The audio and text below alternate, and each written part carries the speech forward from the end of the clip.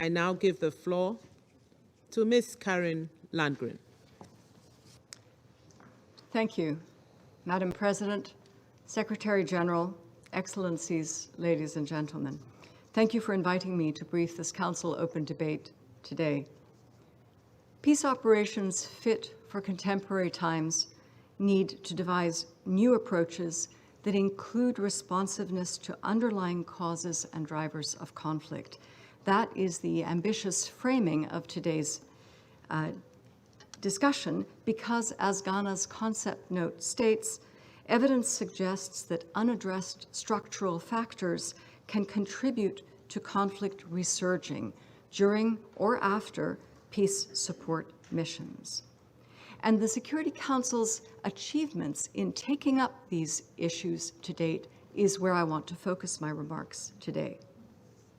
The Council has moved towards greater acknowledgement of these unaddressed structural factors, including non-traditional threats, in its discussions and also in its mandating. In Haiti, the Council has increasingly voiced concern about the deleterious effects of gang violence and other criminal activities, and recently established a sanctions regime, while also stressing in this connection that addressing the root causes of instability in Haiti requires political solutions.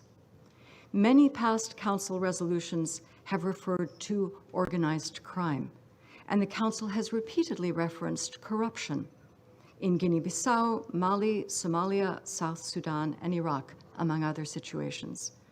Renewing the United Nations assistance mission in Iraq, for example, the Council noted the importance of the government of Iraq urgently delivering meaningful reforms aimed at meeting the Iraqi people's legitimate demands to address corruption.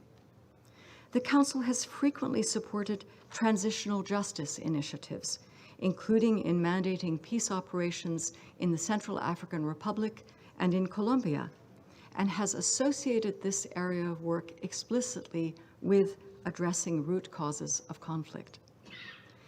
In its concept note for an October 2021 Council meeting on diversity and state building, Kenya pointed out that most situations on the Council's agenda stem from domestic conflicts over identity, ethnic, racial, religious, partisan, or socioeconomic. It noted that marginalization and exclusion of groups from political processes and from economic resources have led to violence and the formation of separatist movements. Liberia is one example of Council resolutions that cite social exclusion.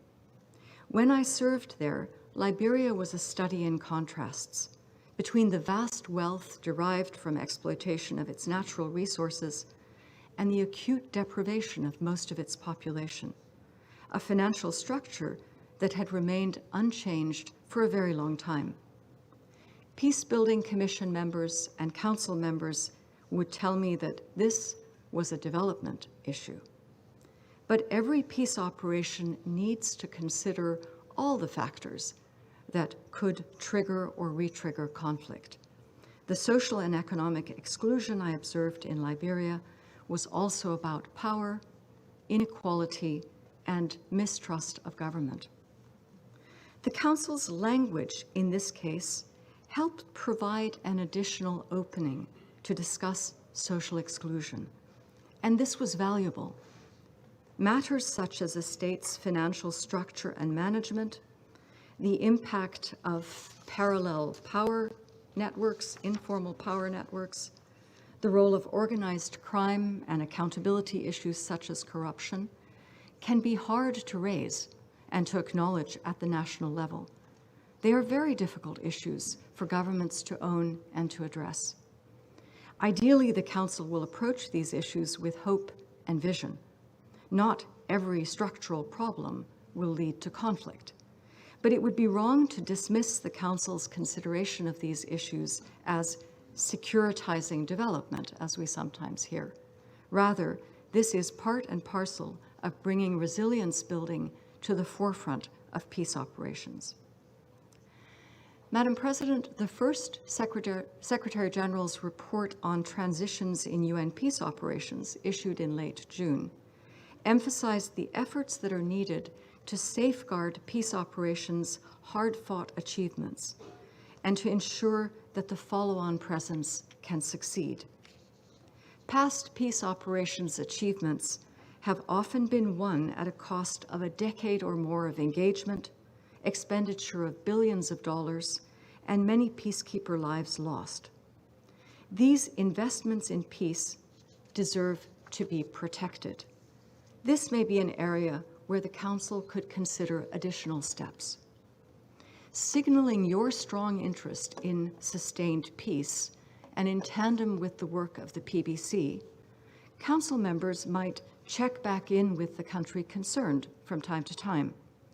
The Security Council could invite that country, with the Secretariat and members of the UN country team, to present on progress in areas of the former mandate at, say, the 1-year, 3-year, and 5-year marks after mission closure. Council members could consider paying a visit to see for themselves.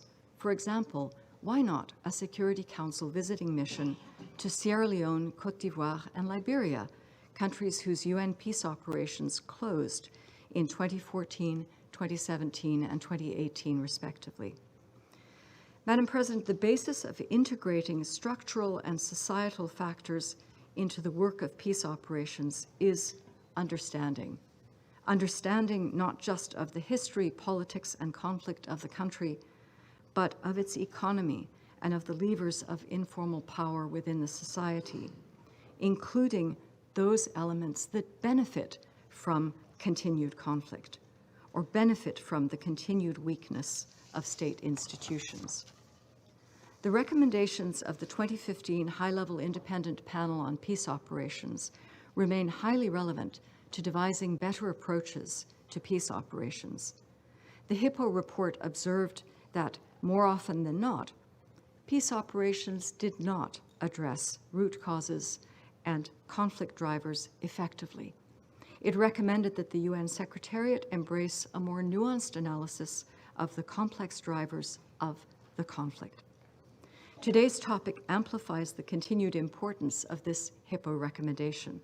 While no peace operation is expected to address every last issue, we should still, with all humility as outsiders, reflect and speak to the full, intricate context in which these operations intervene. Thank you. I thank